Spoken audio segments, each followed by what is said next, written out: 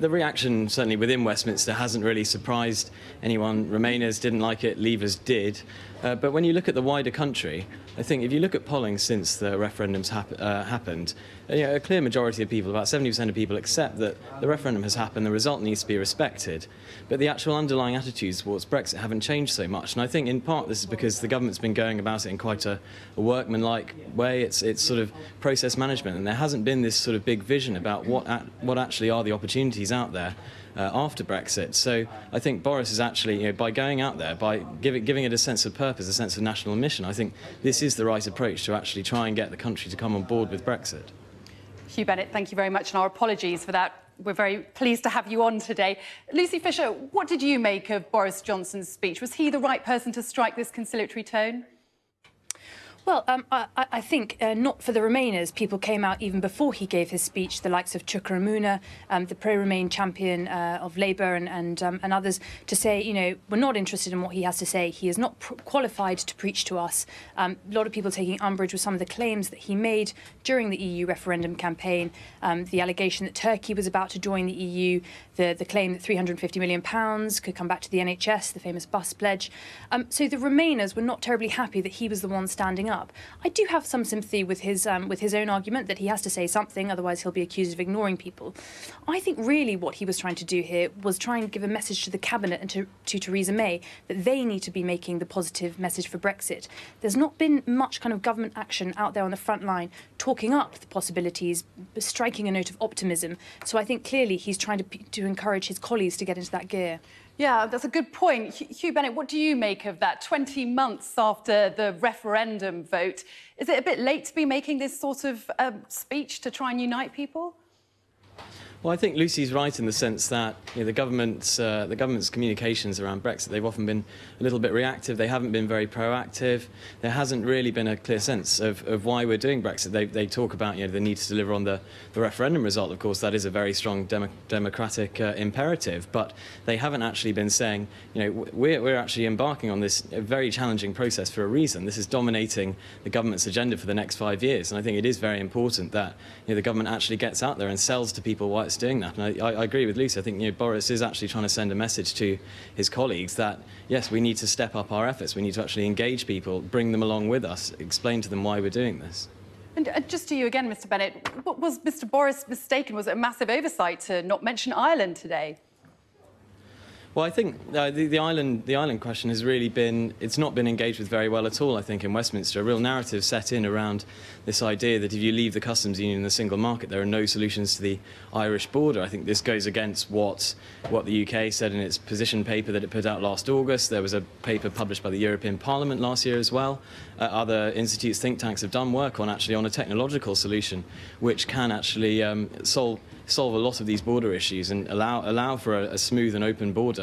And I think the whole debate needs to actually engage more closely with it. Obviously, it's not Boris's specialist area. He's not the Northern Ireland Secretary. He's not the Prime Minister. I think, in a sense, he probably doesn't want to step on his cabinet colleagues' toes by getting into detailed areas which are clearly still under discussion in cabinet. But I think it does show that there does need to be more engagement with actual concrete solutions to the Irish border. Lucy Fisher, what do you make of that? He didn't want to step on his cabinet colleagues' toes. Do you think he should have mentioned Ireland today? I think the aim of the speech was really to be tonal.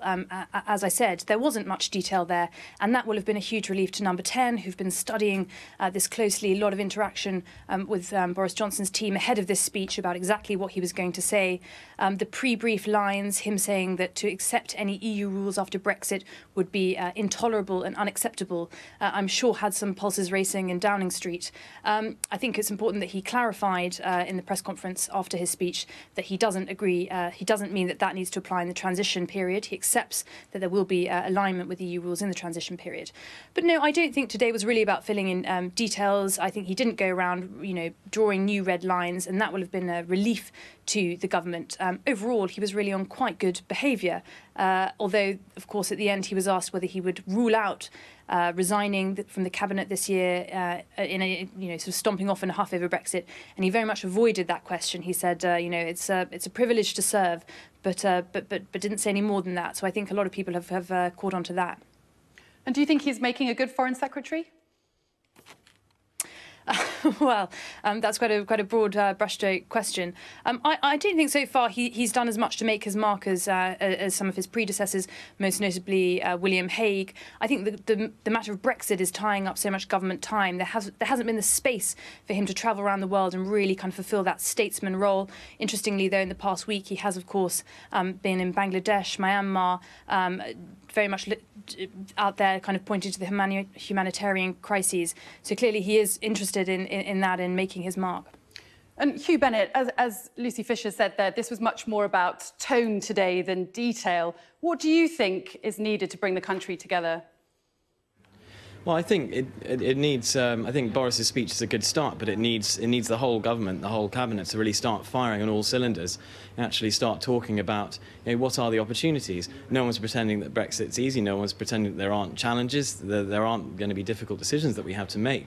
But I think once the government actually gets a clear idea of what it's going to do and how we're actually going to make the most of opportunities, whether it's in terms of trade, in terms of having better democratic accountability, in terms of making our laws, all these opportunities, I think the government really needs to start articulating that, and I think that's the way that people who accept the need to implement Brexit because of the result of the referendum but still aren't convinced on the idea will think, actually, you know what, it's not all bad. Yes, things are going to change, but there are a lot of opportunities in that change as well. Now, emotions have run high when it comes to Brexit, none more so than after the vote itself. Should this speech not have been made 2 years ago? I think there's a very good argument for that being the case. And in actual fact, virtually everything Boris said today really could have been said from any time from 2016 onwards. So little was the detail. He harked back mainly to the Prime Minister's words in the Lancaster House speech, and that's about it. I think there is an argument that more could have been done early on to try and unify the two sides. To my mind, it seems that people have become more polarised over time, and perhaps it's a shame that there weren't more efforts before now. And just a final thought from you, please, Mr. Bennett. What needs to be done now in order to bring people together? Yeah, well, I think, as Boris says, I think that, trying to just frustrate the result of the referendum, that would be deeply damaging to the public's trust in our whole democratic system, in our political institutions. So I think, what needs to happen, I think people need to stop.